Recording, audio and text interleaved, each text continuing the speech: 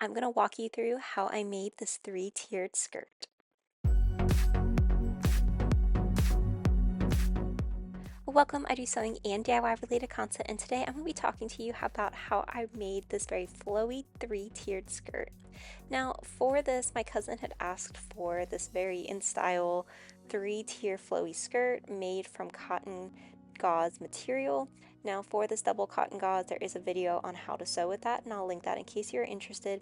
But for this, what I did was actually ask ChatGPT. Like, I gave it her measurements, and then I asked it for the instructions for what to cut out. And I have all of that listed in the blog post that's also attached to this, just in case you want to use that same prompt.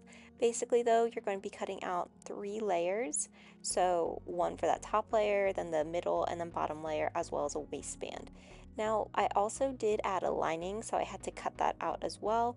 Basically following the exact same measurements. For the lining, though, I did not cut out a waistband. I'm just going to be using the main waistband portion.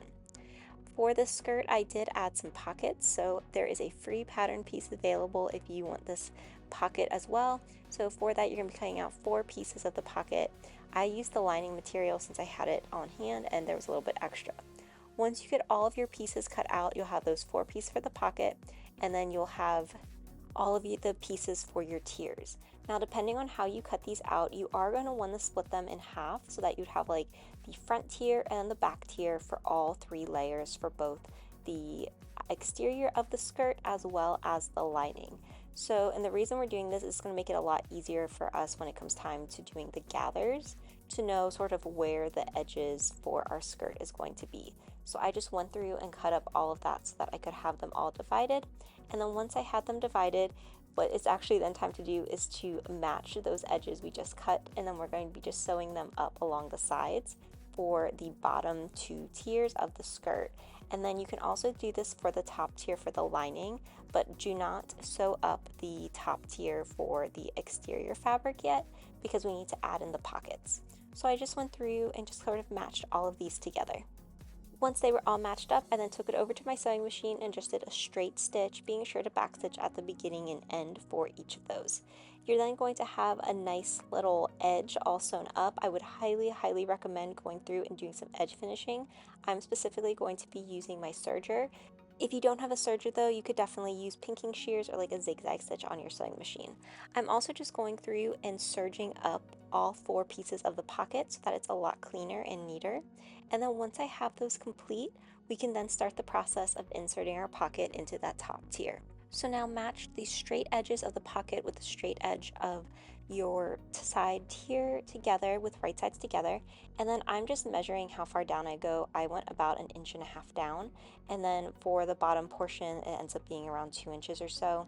And then I'm just going to be pinning this in place and then doing this for the second tier on the back as well, so that all 4 of those pieces of the pocket are connected. And then we take this over to my sewing machine and then just sew up all 4 of those pockets to attach to the sides of my piece of fabric.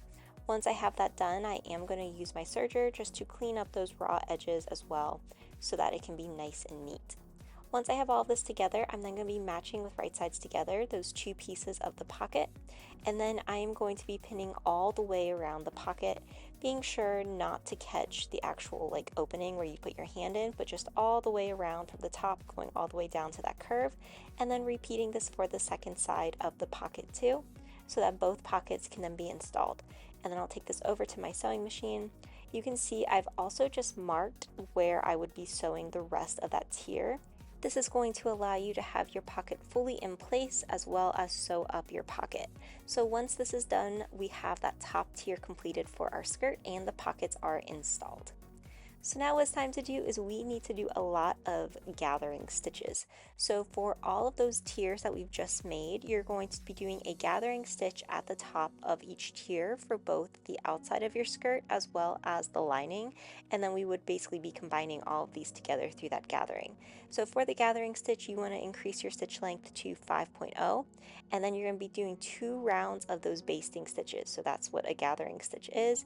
So I'm just going through 2 times for each of those tiers at the top. This does take a while, so this is not a fast process by any means, but once you have all of those tiers in place, we're just going to set them aside and start working on our waistband. For the waistband, we're just going to be sewing that up so that this one piece we have is just a continuous long loop now. And then I am going to be using my serger to clean up that edge. Now I'm just going to be folding this with wrong sides together. So you can see that this is where, like the wrong side of my fabric, I'm just bringing these edges together. And then just to hold it for right now, I am just going to be putting a quilting clip in place. Now I'm going to cut out my elastic. For this, my cousin really wanted the nice thick elastic, so this is actually 4-inch wide elastic band. And then I'm just going to be clipping this up and sewing this directly down as well. Next, I am now going to insert that elastic tube into that waistband that we created. So just sliding this up into that waistband, and then once I have that done, I'm just going to shimmy it all the way around. Now for this, I did use quilting clips just to hold it in place as I worked the waistband around this. Your waistband is going to be bigger than your elastic, and that is what you want because we needed to have like the shearing effect. Now for the waistband, depending on how advanced you are or how much you really want to do, I'm going to be adding rows of stitches to give it a shearing effect look.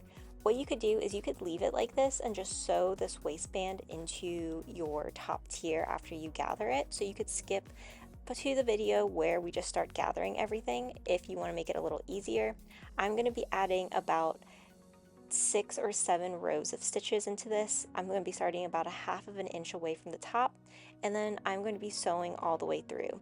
Now for this, as I sew, I am going to be stretching my elastic as well as the fabric. So I'm going to get started with just a little stitch and back stitching to secure this in place. And then once I have it secured, I'm then going to actually begin sewing. And when I sew, I'm going to be stretching this. So you can see I'm stretching it from the front and the back, and then I'm just taking my stitch as I go along. And then I'm going to have to readjust this multiple times to be sure that I'm stretching my elastic the entire time. When you stretch the elastic, this is what's going to give you that really nice stretch and feel when you put this on and help the waistband have more of that shearing look. So the bigger you made that waistband, the more that this could stretch and the more that you'll have that effect. The smaller that you have that waistband fabric, the less it will look, but because of how this fabric is, it's really going to have that fun shearing effect. Once I went through this for one row, I then continued this for multiple rows, just continuing going down so that I ended up with about 5 or 6 different stitches so that it had this really fun effect and look. So here is my completed waistband. Again, you could have skipped this and just had the waistband itself, but my cousin wanted that shearing effect to have on the waistband. So now what it is time to do is it is time for us to begin the process of gathering. So for gathering, you're going to be taking your top tier of where we had all those stitches and you're just going to be pulling one string. So I'm going to be matching up the edges with sort of the sides of the waistband.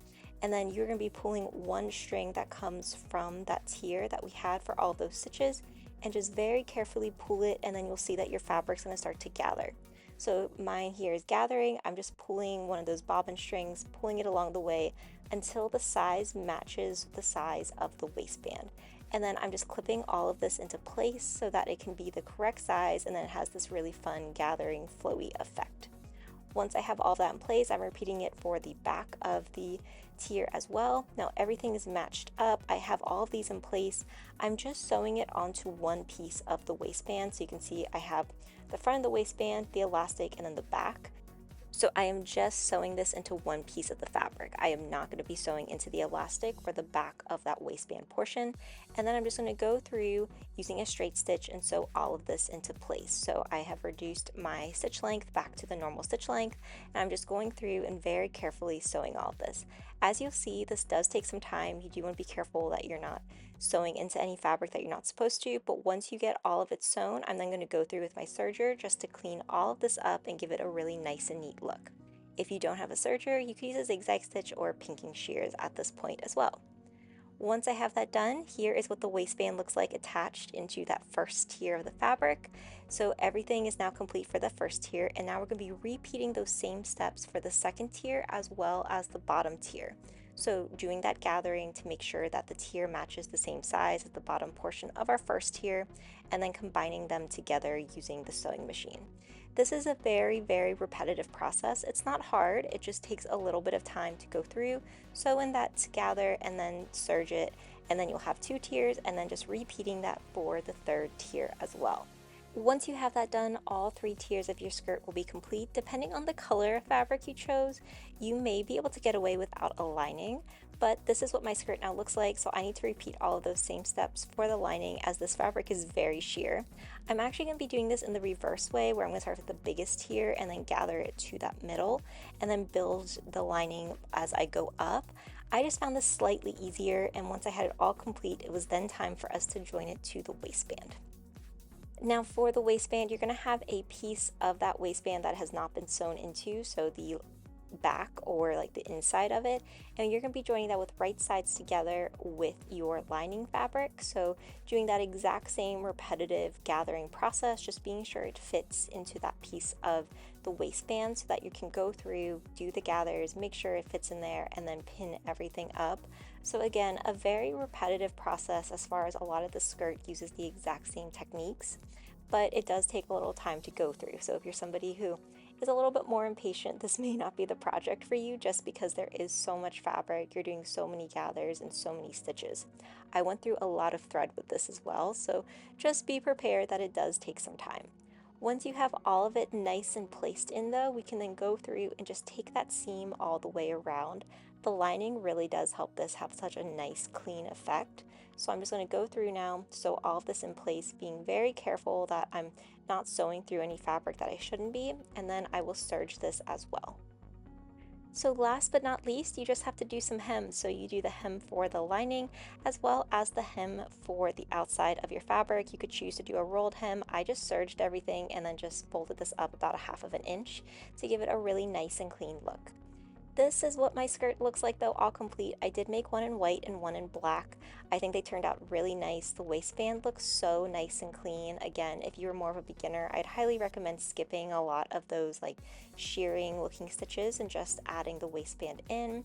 Everything is all nice and flowy. You can see that the lining looks really neat as well and keeps everything nice and together. And then of course these skirts do have pockets, which makes them really fun and perfect for really whatever occasion you're going to wear them to, because you can just store things in your pockets.